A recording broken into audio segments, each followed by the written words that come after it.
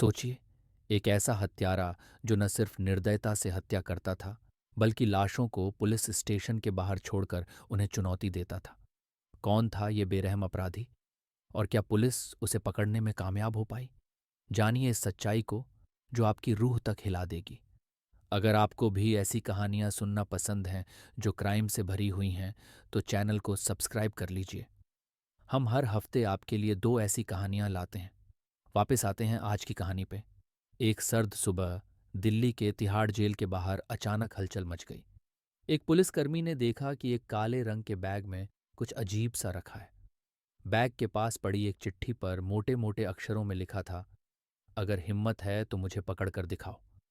जब बैग खोला गया तो वहां जो मिला उसने हर किसी के होश उड़ा दिए। एक लाश के टुकड़े, बेरहमी से काटे गए शरीर के अंग। ये किसी साधारण अपराधी का काम नहीं था। ये किसी ऐसे शख्स की करतूत थी जो न केवल हत्या करता था, बल्कि अपने अपराधों से पुलिस को खुला चैलेंज देता था। जांच शुरू हुई। हर किसी के मन में एक ही सवाल था, कौन है ये दरिंदा जो कानून का मजाक उड़ा रहा है? लेकिन ये सिर्फ शुरुआत थी।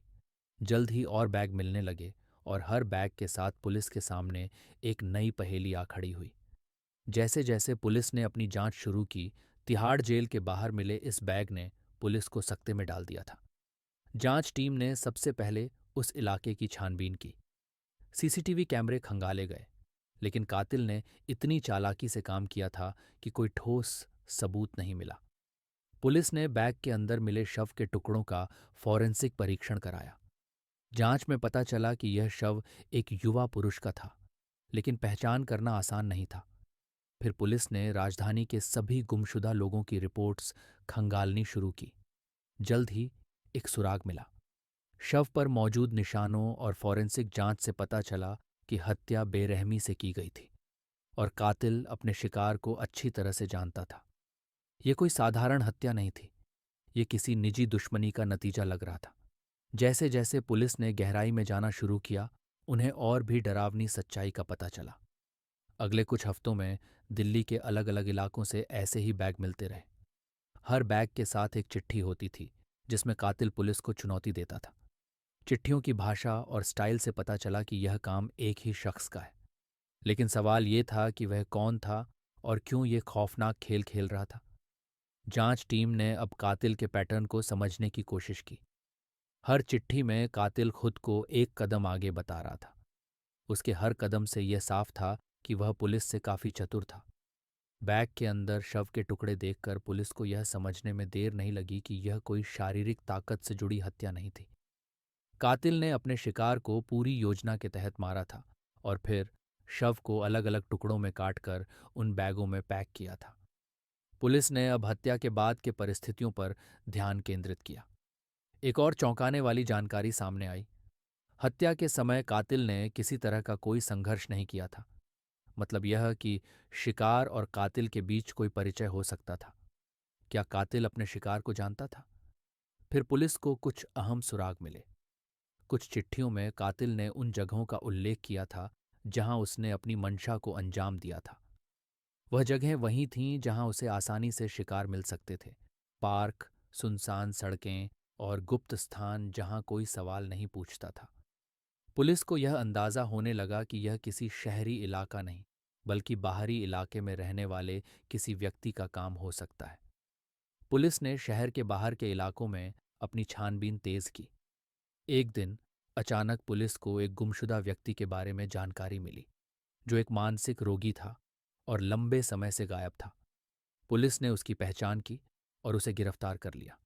ये वही व्यक्ति था जो पुलिस की जांच में सबसे ऊपर था। इस दिल दहला देने वाली कहानी का असली अपराधी चंद्रकांत झा था। चंद्रकांत झा, जो एक आम आदमी के रूप में जीवन जीता था, दरअसल एक खतरनाक और बेरहम हत्यारा था। वह 1998 से 2007 के बीच दिल्ली और उसके आसपास कई हत्याओं को अंजाम दे चुका था। उसने जो अपराध किए वे न सिर्फ क्रूर थे, बल्कि इतने सोचे समझे तरीके से किए गए थे कि पुलिस के लिए उसे पकड़ना मुश्किल हो गया। चंद्रकांत झा का जन्म बिहार के एक छोटे से गांव में हुआ था। वह एक साधारण परिवार से था और किसी ने नहीं सोचा था कि वह कभी इतना खतरनाक अपराधी बनेगा। शुरुआत में वह एक दुकानदार था, लेकिन उसकी जिंदगी में कुछ ऐसा हुआ जो उसे अपराध की दुनिया में खींच लाया। झा के बारे में यह भी जानकारी मिली कि वह मानसिक रूप से असंतुलित था। उसके परिवार वालों और दोस्तों के मुताबिक वह बहुत गुस्सैल और क्रोधी स्वभाव का था। धीरे धीरे उसकी मानसिक स्थिति और बिगड़ने लगी और उसके अंदर एक अजीब सा पागलपन आने लगा।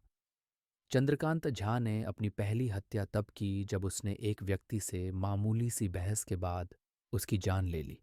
इसके बाद उसने एक भयावह तरीके से और कई लोगों को मार डाला। उसका तरीका बहुत ही विकृत था। वह शवों को काटकर अलग अलग बैगों में पैक करता था और फिर उन्हें सार्वजनिक स्थानों जैसे तिहाड़ जेल के पास छोड़ देता था। हर बार उसने एक चिट्ठी छोड़ी जिसमें लिखा होता था कि पुलिस उसे पकड़ने की कोशिश करे, और उसने कई बार पुलिस को यह चुनौती दी कि वह उसे पकड़ नहीं पाएंगे। उसकी ये चिट्ठियां उसके मानसिक विकृति का संकेत थीं और यह दिखाती थीं कि वह अपराध करने के बाद भी खुद को सुरक्षित महसूस करता था। चंद्रकांत झा की मानसिक स्थिति और विकृत सोच ने उसे इस राह पर लाकर खड़ा कर दिया।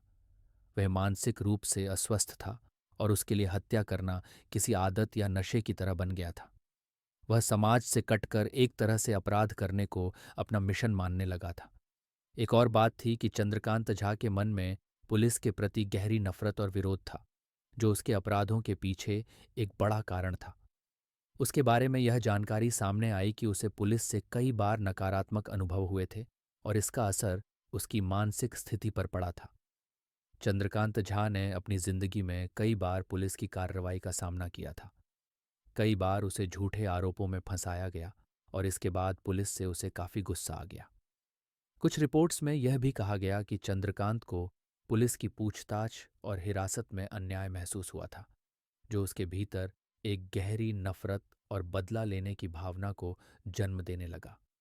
इस नफरत का असर उसके अपराधों में देखा गया, खासकर जब वह अपनी हत्याओं के बाद पुलिस को चुनौती देने के लिए चिट्ठियां छोड़ता था। वह पुलिस से यह कहता था कि तुम मुझे पकड़ नहीं पाओगे, और उसने अपनी हत्याओं के जरिए पुलिस की ताकत को चुनौती दी थी।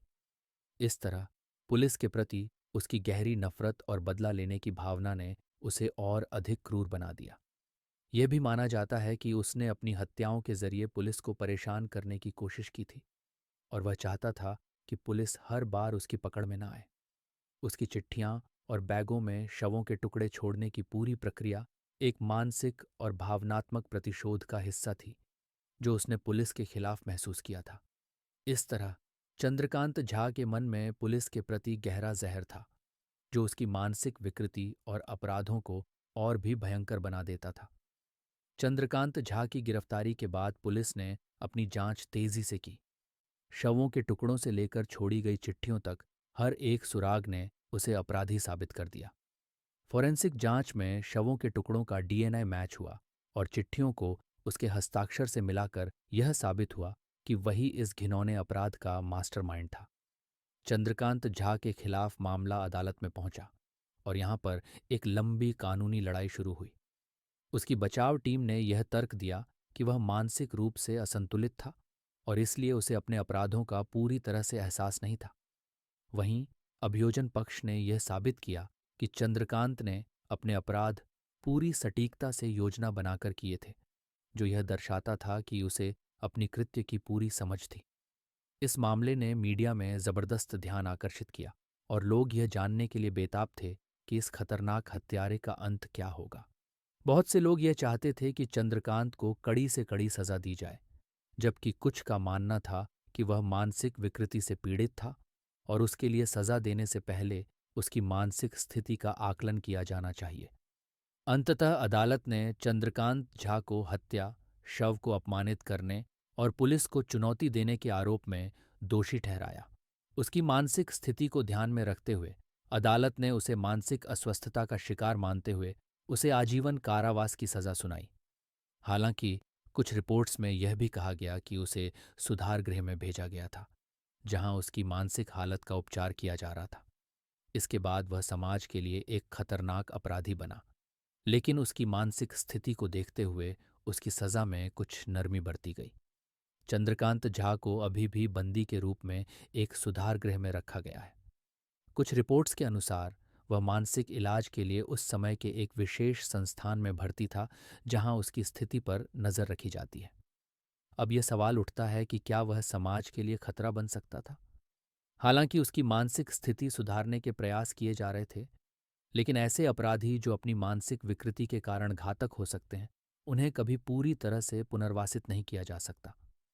कई मनोवैज्ञानिक रिपोर्ट्स में यह कहा गया कि चंद्रकांत झा ने अपने अपराधों के लिए कोई पछतावा नहीं जताया। इसके बजाय वह अपनी मानसिक स्थिति को और अधिक विकृत तरीके से देखता था। उसे लगता था कि उसने कोई बड़ा काम किया है और वह पुलिस और समाज से बदला लेना चाहता था। यह थी आज की खौफनाक कहानी, जिसमें हमने देखा कि कैसे एक व्यक्ति की मानसिक स्थिति और समाज से निराशा उसे ऐसी हिंसक घटना को अंजाम देने पर मजबूर कर सकती है। अगर आपको यह कहानी पसंद आई हो तो कृपया लाइक और सब्सक्राइब करें।